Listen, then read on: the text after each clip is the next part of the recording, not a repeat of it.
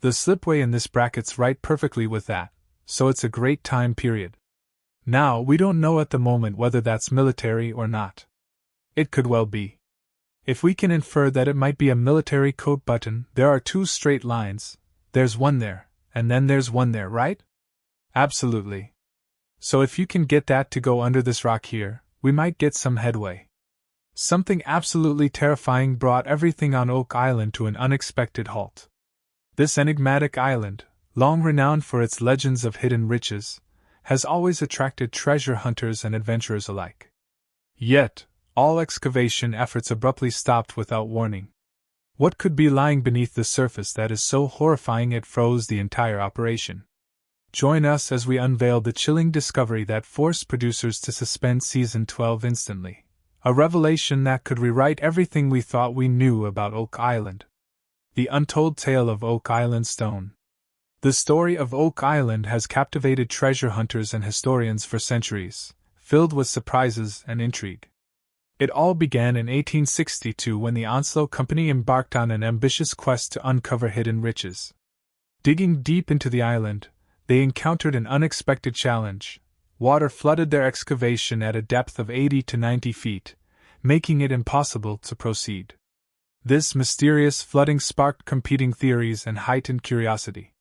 Many speculated that the island was protected by elaborate flood tunnels connected to the sea, designed to safeguard the treasure. Evidence supporting this theory emerged in 1851 when coconut fibers, a material not native to the region, were discovered beneath the beach at Smith's Cove. This unusual find fueled beliefs that someone had engineered tunnels to allow seawater to flood the pit, creating an ingenious trap to deter treasure seekers.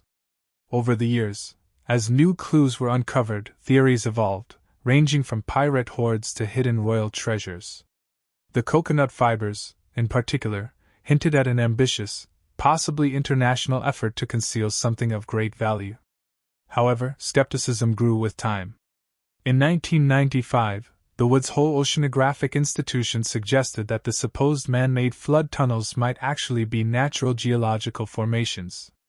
What appeared to be human design features were reinterpreted as remnants of old saltworks or natural water-filled cavities, such as anhydrite channels, which could explain the flooding without resorting to elaborate booby traps.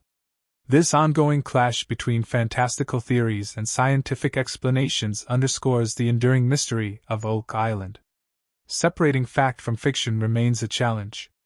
Adding to this enigma, the abrupt halt of recent treasure hunting activities has deepened the intrigue, leaving unanswered questions about what might still lie hidden beneath the surface of this legendary island. The discovery of a mysterious stone on Oak Island has added yet another layer of intrigue to its already enigmatic history.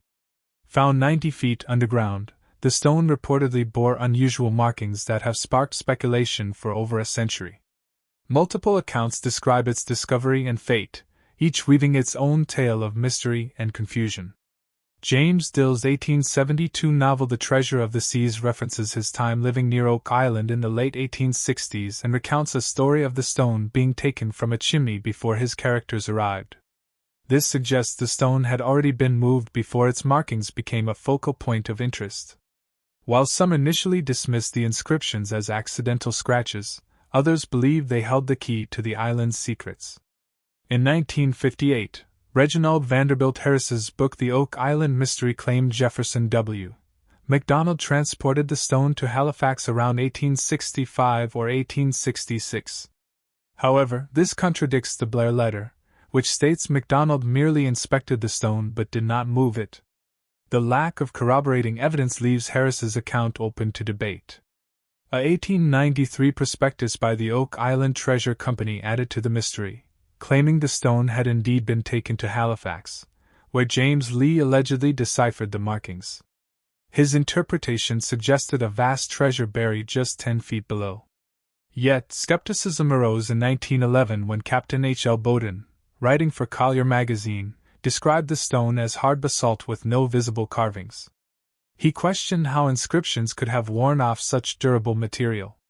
This conflicting web of accounts deepens the mystery surrounding the stone, fueling speculation about its significance and leaving its role in Oak Island's treasure hunt unresolved. The mysterious stone's journey took many twists. Initially displayed prominently by a local named Smith, the stone was placed in his fireplace with the inscribed side facing outward for all to see. After Smith's death, it was removed and taken to Halifax, where scholars struggled to decipher the markings. The stone was then passed to JBMCC in Truro, where it continued to spark intrigue among treasure hunters. However, its fate took a strange turn when it became a tool for a bookbinder who used it to pound leather.